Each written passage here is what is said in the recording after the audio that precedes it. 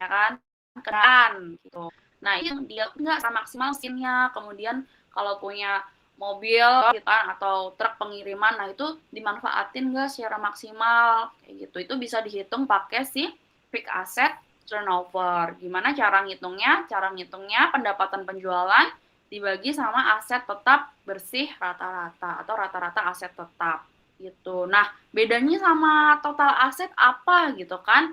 Kalau fixed asset tadi kan aset tetap ya, bangunan, mesin, kemudian kendaraan. Nah, kalau total aset ini dia lebih banyak lagi aspeknya teman-teman. Tadi ada apa aja? Kalau di neraca aset lancarnya ada apa aja tadi? Aset Piutang, Piutang, betul. Ada kas, piutang gitu kan, ada persediaan. persediaan. persediaan. Ya, itu adalah masuk ke total aset turnover.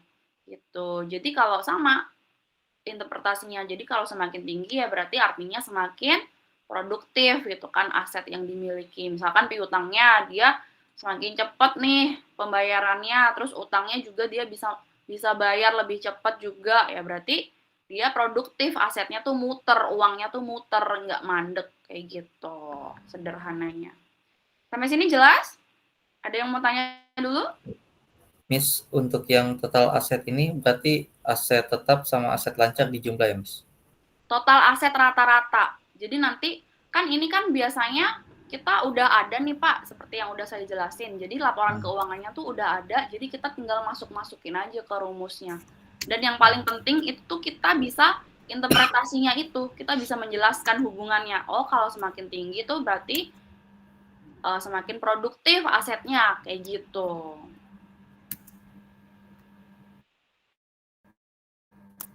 Oke, Miss. Oke, sebelum saya lanjut, Untuk yang aset tetap bersih rata-rata, berarti nanti ya, kalau untuk soal udah langsung ada nilainya, Miss ya? Nggak usah betul. dikurangin penyisihan ya? Langsung ada nilainya. Makanya tadi saya bilang kalau di sini kita tuh nggak bikin dari awal gitu kan. Kita nggak cari dulu nih aset tetapnya berapa, total asetnya berapa. Kita nggak cari kayak gitu, tapi kita udah ada datanya dan kita ngegunainnya tuh gimana kayak gitu. Terus dihubungin sama manajemen operasional. Hubungannya apa ya ini pakai interpretasi ini. Jadi kalau semakin tinggi, oh berarti dia semakin bagus. Kalau dia angkanya kecil, berarti tadi cepat terjual, berarti bagus juga kayak gitu contohnya. Oke, berarti ini Gitu. untuk analisa aja ya, Miss ya? Betul, makanya tadi di awal memang judulnya adalah analisa laporan keuangan dalam manajemen operasional gitu. Jadi nggak ngitung dari awal. Jadi kita maknanya aja yang ada. Gitu. Oke, siap, Miss. Oke, terima kasih. Ada lagi yang lain? Aman ya, kita lanjut dulu. Nah, ini juga merupakan rasio aktivitas ya teman-teman ya. Jadi kalau ini itu kita ngitung piutang yang tadi ya, dia namanya adalah account receivable turnover. Jadi seberapa cepat piutang kita tuh bisa tertagih gitu kan. Kalau semakin cepat dibayar ke kita berarti kan arus kas kita jadi lancar, uangnya jadi bisa muter lagi. Makanya di sini interpretasinya kalau semakin tinggi berarti artinya piutang tuh cepat tertagih, berarti aktivitasnya lancar, uangnya bisa cepat muternya gitu. Tapi kalau rendah account receivable turnover-nya ya berarti banyak yang mandek gitu kan, banyak yang nggak bayar kayak gitu. Jadi ya kita nggak bisa diputerin lagi uangnya gitu sederhananya. Ini cuma ringkasan aja ya teman-teman yang dibawa interpretasi untuk operasional tadi udah ada di awal. Jadi kalau inventory turnover sama DIO itu dia hubungannya sama manajemen gudang dan stok. Soalnya tadi ngitung apa teman-teman? Hitung barang, Hitung barang. Barang apa? Inventory. barang produksi inventory, Inventory itu apa sih?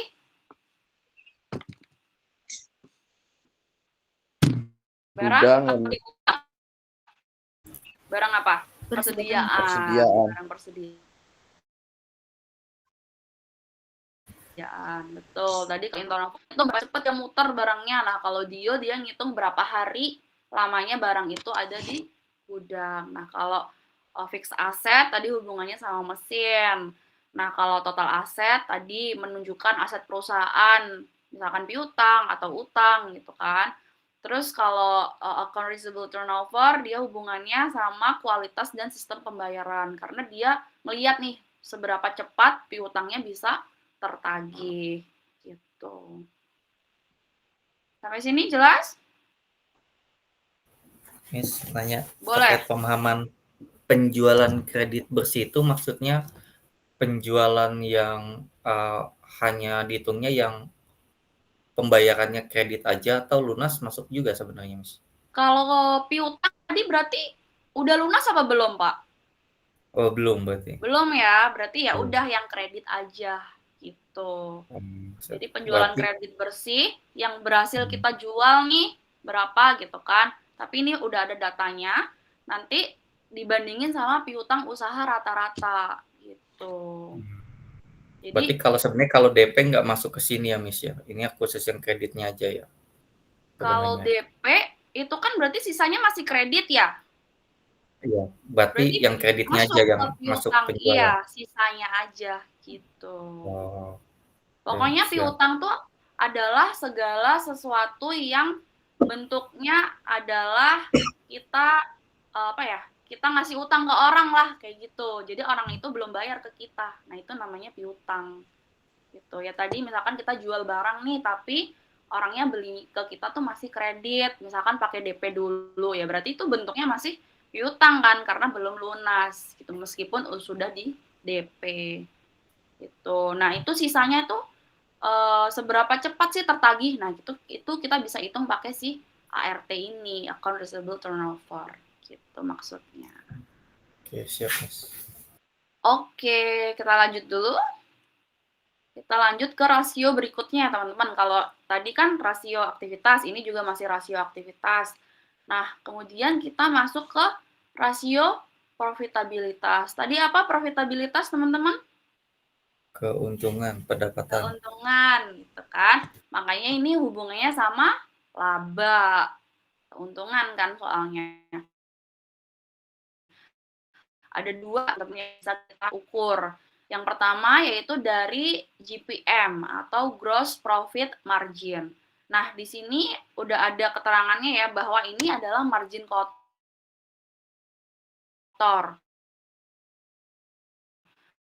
Kalau margin kotor berarti hubungannya sama laba kotor ya. Jadi labanya masih kotor.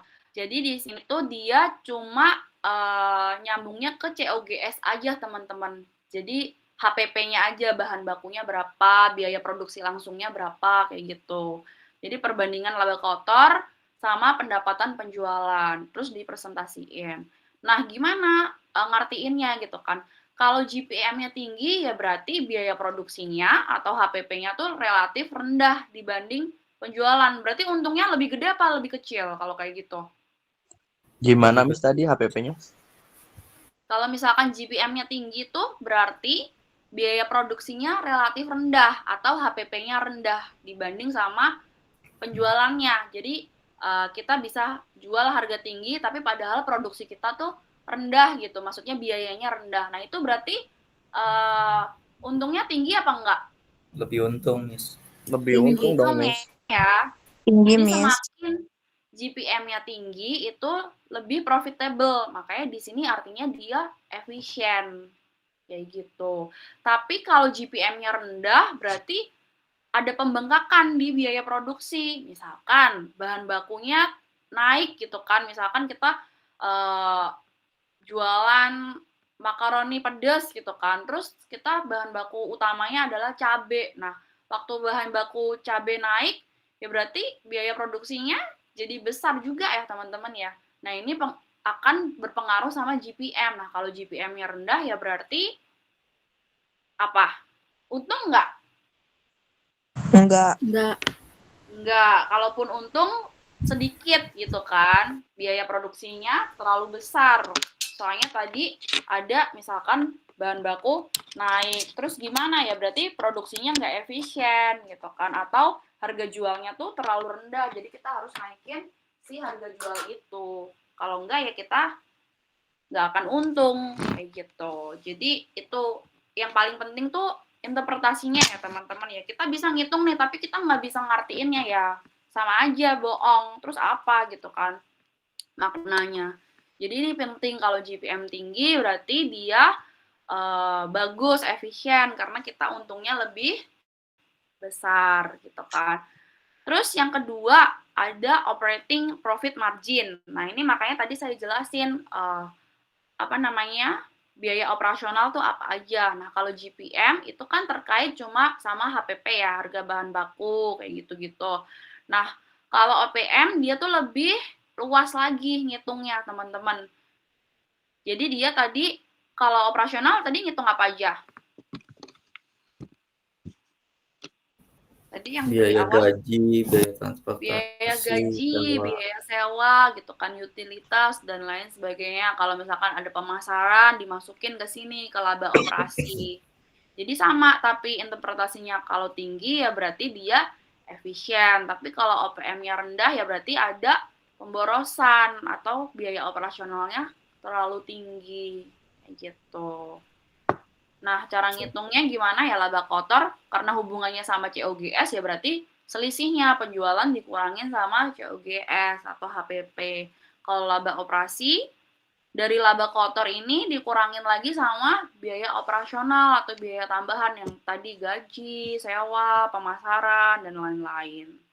Gitu. Sampai sini ada yang mau tanya?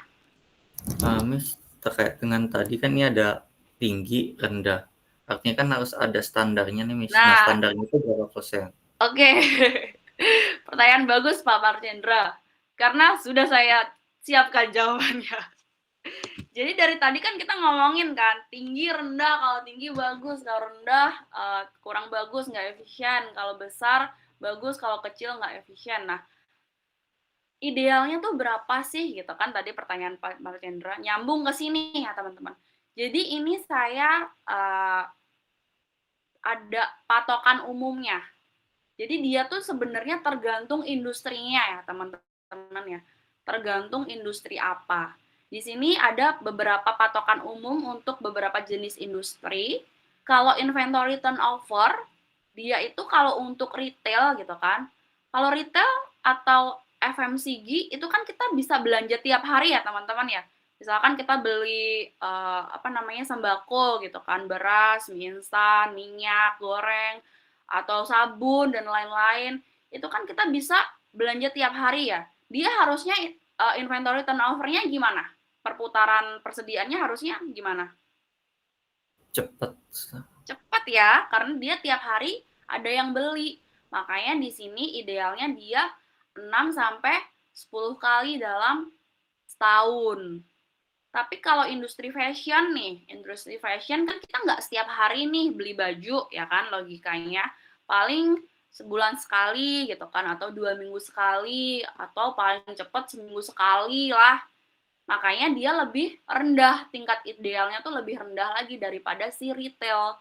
Dia 4-6 kali dalam setahun tuh udah termasuk ideal. Kayak gitu. Nah, naik lagi nih ke industri berat kayak otomotif, mesin. Kan kita nggak mungkin kan sebulan sekali beli mobil gitu kan. Sebulan sekali beli motor gitu kan nggak mungkin kan. Nah, itu makanya di sini dia lebih rendah lagi idealnya. 2-4 kali per tahun tuh dia udah bagus kalau untuk industri berat otomotif atau kayak mesin pabrik kayak gitu. Itu kan nggak mungkin kan beli seminggu sekali, sebulan sekali kayak gitu. Dan begitu pun juga ikutnya ya, dionya juga sama. Kalau retail dia harusnya lebih apa? Kalau dia perputarannya cepat, dia di gudang harusnya lebih sebentar apa lebih lama daripada industri lain? Sebentar. Lebih sebentar ya, makanya di sini retail 30-60 hari aja idealnya. Tapi kalau manufaktur berat, kayak misalkan tadi mesin produksi gitu kan, ya dia bisa lebih lama gitu. Di gudangnya tuh sebelum terjual dia tuh bisa lebih lama, 90 sampai 180 hari. Beda lagi kalau restoran ya teman-teman. Ini kan hubungannya sama makanan. Ya dia disimpan di gudangnya dia nggak bisa terlalu lama, paling 7 sampai 14 hari aja. Karena kalau enggak dia bisa rusak gitu. Begitupun dengan semuanya, rasio semuanya, VAT-nya, TAT-nya, ART-nya, GPM-nya sampai OPM-nya. Jadi dia sesuaikan sama industrinya. Industri apa dulu nih gitu. Jadi nggak bisa dipukul rata. Gitu ya Pak Marcendra ya. Bagus pertanyaannya. Sudah saya sediakan jawabannya memang. Soalnya kan bingung kan kalau tinggi tuh berapa sih, rendah tuh berapa sih, besar tuh berapa sih, kecil tuh berapa sih gitu kan kita nggak tahu ya tolak ukurnya. Nah ini tolak ukurnya disesuaikan sama industrinya, balik lagi ke industrinya, industri apa, jadi nggak bisa dipukul rata. Retail nggak bisa disamain kayak penjualan mobil gitu kan, nggak mungkin, masa seminggu sekali beli mobil gitu kan. Kalau retail kan setiap hari kita bisa beli belanja kan, misalkan di Alfamart, di Indomart kayak gitu, jadi nggak bisa disamain atau dipukul rata gitu ya Pak ya. Oke, sampai sini jelas? Jelas. Ya, oke kita lanjut dulu. Nah, ini adalah rasio terakhir, teman-teman. Tadi rasio pertama rasio apa? Aktivitas. Aktivitas. Kemudian rasio apa lagi? Iya apa non? Profit. Profitabilitas. Nah, ini rasio terakhir, yaitu rasio likuiditas. Jadi seberapa lancar sih asetnya itu, perputarannya tuh seberapa lancar. Di sini kita bisa ngitung pakai current ratio. Jadi seberapa kemampuan perusahaan tuh diukur di sini teman-teman. Dia bisa bayar utang jangka pendek apa enggak kayak gitu. Kan tadi ada aset tuh ada piutang ya kan, ada utang. Nah, ini ngitung hutangnya teman-teman. Kalau ART tadi kan ngitung piutangnya. Nah, kalau current ratio ini kita ngitung utangnya. Utangnya tuh seberapa cepat sih kita bisa bayar gitu kan. Nah, itu dia ada tolak ukurnya sendiri, ada ukurannya sendiri. Jadi kalau CR-nya itu 1, berarti aset lancarnya itu sama dengan kewajiban lancar atau pas-pasan. Jadi kemampuan perusahaan tuh ya so-so lah. Jadi dia bisa bayar utang, tapi dia nggak bisa bayar yang terlalu cepat juga gitu. Tapi dia bisa bayar nih gitu. Tapi kalau CR-nya lebih dari 1, nah itu baru relatif aman. Jadi asetnya tuh lancar, cukup untuk bayar utang jangka pendek. Karena kan bahaya ya teman-teman ya kalau perusahaan nggak bisa bayar utang, nanti bisa aja mandek gitu kan, bisa aja bangkrut. Kan banyak banget tuh perusahaan-perusahaan yang kolaps karena utangnya banyak banget, terus dia nggak bisa bayar gitu kan. Makanya GR ini perlu dihitung, biar kita tahu gitu kemampuan perusahaan kita atau kemampuan bisnis kita tuh seberapa besar sih untuk membayar hutang kalau punya hutang kayak gitu. Tapi kalau misalkan CR-nya terlalu tinggi itu juga nggak bagus juga teman-teman ya. Jadi uangnya itu dia nggak muter, banyak uang yang nganggur kayak gitu. Terus kalau misalkan CR-nya kurang dari 1, nah ini yang tadi saya bilang likuiditasnya dia bermasalah. Ada resiko gagal bayar atau bahkan tadi paling parahnya bisa bangkrut kayak gitu. Makanya ini perlu dihitung di current ratio. Gitu. Sampai sini jelas? Jelas, Mas. Jelas ya, kita lanjut dulu kalau gitu. Nah, ini nggak usah, kita langsung aja ke sini. Coba kita latihan ngitungnya, teman-teman ya, sama ngertiinnya, nyambunginnya sama manajemen operasional. Tuh. Nah, ini ada, nanti bentuknya akan kayak gini, teman-teman ya. Jadi datanya yang seperti saya udah bilang, datanya itu udah ada semua. Jadi kita tinggal make aja angkanya. Kita tinggal make aja. Habis gitu dianalisis ya. Tadi analisisnya pakai apa ya? Tadi pakai interpretasi tadi. Jadi ini termasuk efisien apa enggak, ini ideal apa enggak, kayak gitu. Nah ini contohnya ada beberapa data ya, ada pendapatan penjualan, kemudian ada COGS-nya, laba kotornya, persediaan awal, persediaan akhir gitu kan. Kemudian aset lancarnya juga udah ada, kewajiban lancarnya juga udah ada. Nah, kita tinggal ngitung nih tadi rasio-rasionya. Kita mau ngitung rasio aktivitas dulu. Ngitung inventory turnover. Inventory turnover tadi gimana caranya?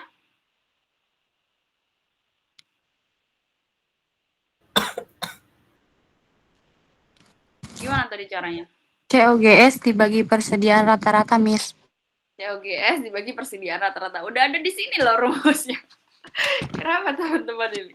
Udah ada di sini ya, udah saya munculin juga rumusnya biar nggak bolak-balik slide-nya. Jadi di sini ngitung inventory turnover-nya. COGS-nya berapa teman-teman?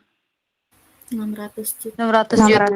600 juta. Kalau persediaan rata-ratanya kita bisa tahu dari mana teman-teman? Persediaan rata-rata dari mana?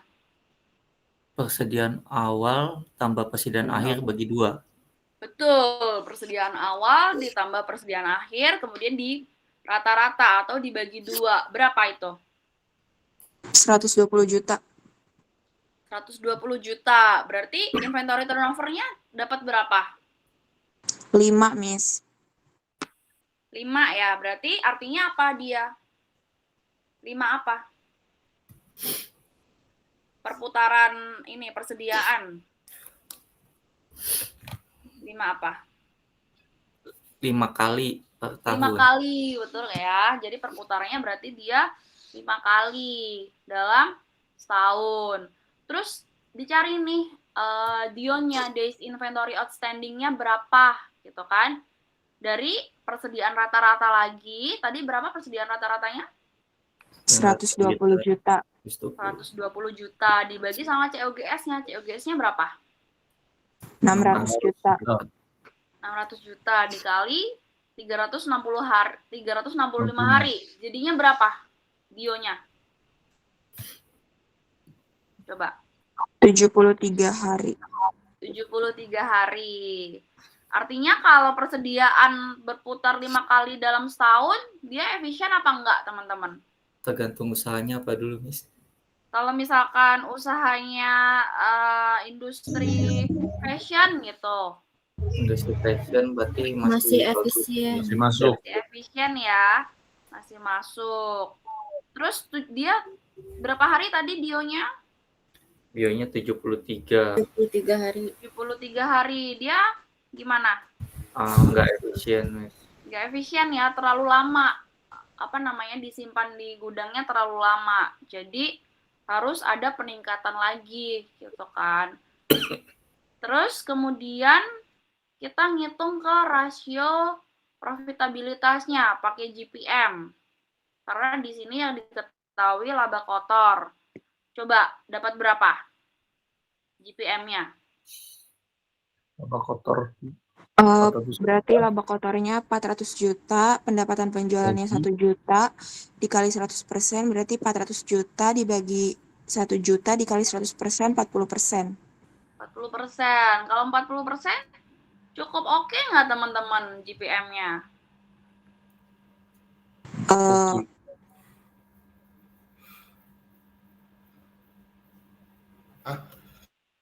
Cukup Itu oke pendapatan nggak? penjualan berapa, Miss? Kenapa?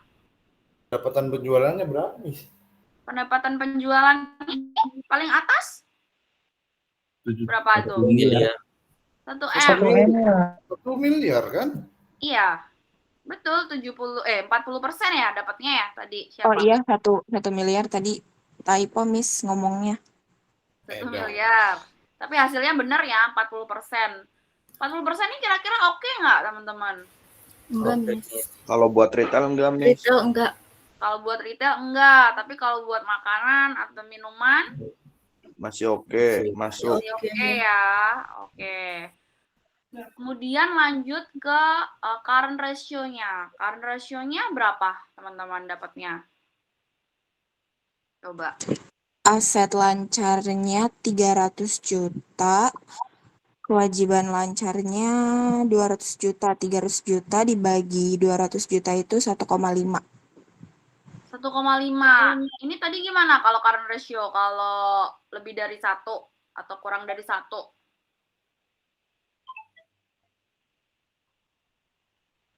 Tadi yang rasio likuiditas. Kalau lebih dari 1 berarti masih bagus, Miss, masih aman.